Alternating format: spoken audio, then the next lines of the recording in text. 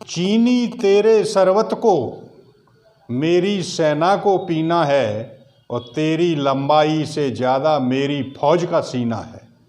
भारत का जवान 24 घंटे बिना पानी के और 1 हफ्ते बिना भोजन के सरहद पर लड़ सकता है। दोस्तों, मैं doctor Choubey, motivational speaker, poet and writer. जैसा आप लोगों ने कमेंट किया, उसी आधार पर आज के वीडियो का अपना टॉपिक है भारत की सरहद और चीन। देखिए, भारत की सरहद पर किस तरीके से जो है अपनी साम्राज्यवादी नीति को अपनाकर, चाइना की शुरू से ही एक साम्राज्यवादी नीति रही है।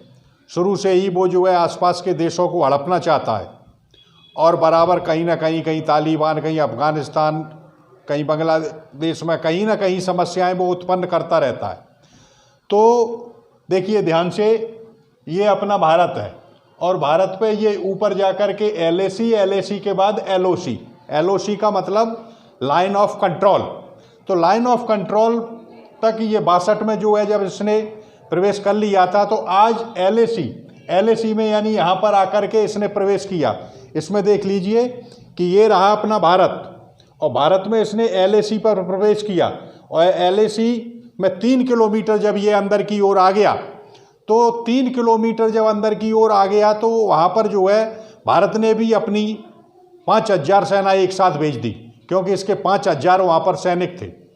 तो बाद में जो है जब समझौते के आधार पर वापस लिया, लेकिन आज दिन भी उसके एक अंदर कसक है। कसक का कारण क्या है कि देखिए, ऑस्ट्रेलिया ने क्या किया। सबसे पहले ऑस्ट्रेलिया ने ये प्रश्न उठाया था कि कोरोना के चलते पूरे विश्व को एक साथ होकर के चाइना से जो है मीटिंग करना चाहिए और इसका दंड जो है चाइना को मिलना चाहिए, और सबसे पहले इंडिया ने सपोर्ट दे दिया। तो पहली दुश्मनी इंडिया से वो ये मान गया। दूसरा ये था कि यहाँ चाइना से इससे निकल कर के और चीन से आकर के कुछ जो है बिजनेसमैन जाना चाहते थे। तो उन बिजनेसमैनों ने क्या किया कि भारत आने का मन बना लिया। तो उसने सोचा कि भारत की अर्थव्यवस्था को गड़बड़ कर दो या कन्वर्ट कर दीजिए इनको। तो उसने जो है ये चाल चली। तो वो मजबूर करता है किसी देश को हथियाने के लिए, किसी देश की सीमा में प्रवेश करने के लिए, अथवा उसे भयभीत करने के लिए। सबसे पहले वो आर्थिक स्थिति को कमज़ोर बना देता है उस देश की को, या इतनी समस्याएं पैदा कर देता है कि मूल समस्या पर आप जा ही ना पाएँ। तो भारत व्यापारिक कंपनियों को अपनी ओर आकर्षित करती या ऑस्ट्रेलिया का साथ दे। तो इससे पहले उसने सोचा कि भारत को युद्ध के लिए मजबूर कर दो। लेकिन अब भारत जो है 62 वाला भारत नहीं रहा है। आज जो है मिराज की गड़गड़ाहट को देख करके और भारतीय थल सेना, वायुसेना और हमारी नेवी को देख करके, जल सेना को देख करके ये घबरा गया। क्योंकि भारत के ठीक नीचे आप देखिए हिंद महासागर, और हिंद महासागर में यहाँ आकर के ये ऑस्ट्रेलिया ने अपना ये जो द्वीप बना हुआ है, कोजेट द्वीप, ये किसे दिया है? इंडिया को। और इंडिया ने इस द्वीप में जो है अपना अड्डा बना लिया है। तो अब अगर चाइना के ये जो इधर की तरफ आते हैं जहाज, तो यहाँ से आ नहीं पाएंगे। तो हिंद महासागर में भारत को भी इसके लिए समस्याएं उत्पन्न कर देना चाहिए, क्योंकि कहीं से भी अगर ये आता है तो नहीं बच पाएगा। आप जो है इसके संबंध देखिए कि पड़ोसी राज्यों से इसके कितने हैं। भारत के बगल में सिर्फ एक पाकिस्तान एक ऐसा देश है, उसे कहिए कि गुलाम देश, क्योंकि उसकी रोटी जो मुंह में एक निवाला भी जाता है तो वो विदेशी चक्की का आटा होता है। अमेरिका के टुकड़ों पे पलने वाला है ये पाकिस्तान, तो ये कुछ नहीं कर सकता। और अगर चाइना से युद्ध हो तो वहाँ तो परिणाम ये है कि इंडिया भारी पड़ेगा। लेकिन ये मैं दावे से कह सकता हूँ कि पाकिस्तान नेस्तो नाबूद उड़ जाएगा और दुनिया के नक्शे में कभी ये नज़र नहीं आएगा, क्योंकि उसके मुंह में जाने वाला हर निवाला अमेरिका की चक्की का होता है। तो अमेरिका जब रसद बंद कर देगा, तो अब आप देखिए इधर आपके यहाँ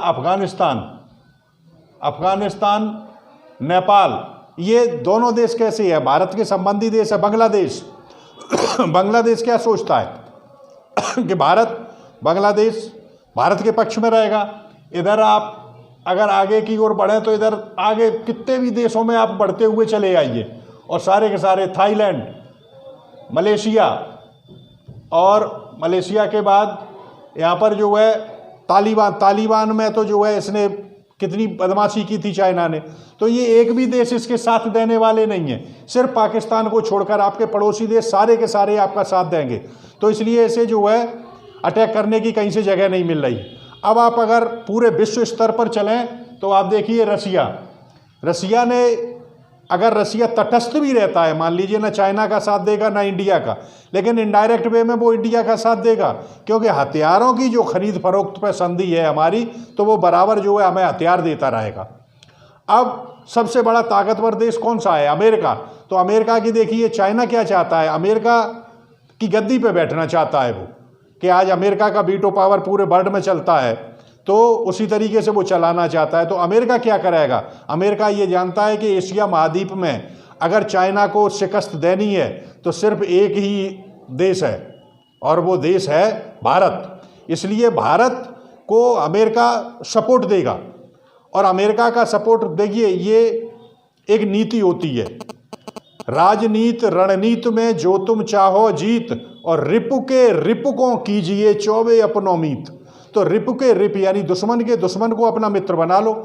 तो चाइना का ऑलरेडी दुश्मन है अमेरिका, तो अमेरिका क्या चाहेगा? जब उसका वो दुश्मन है और चाइना का दुश्मन अमेरिका का नाम इंडिया, तो वो इंडिया से अपनी दोस्ती करेगा, तब जो है चाइना को शिकस्त दे सकता है।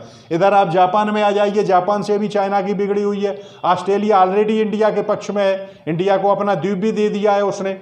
तो इन सब चीज़ों को देखते हुए अगर भारत की सरहद पर कहीं युद्ध होता भी है, अच्छा 62 के बाद चाइना ने कहीं युद्ध नहीं लड़ा, हम तो अभी कारगिल का भी युद्ध लड़ चुके हैं, और गगनभेदी तोपें हमारी और मिसाइलें, मिराज की गड़गड़ाहट, और भारत की विश्व में अगर सबसे पराक्रमी सेना है कहीं की तो वो भारत की मानी जाती है।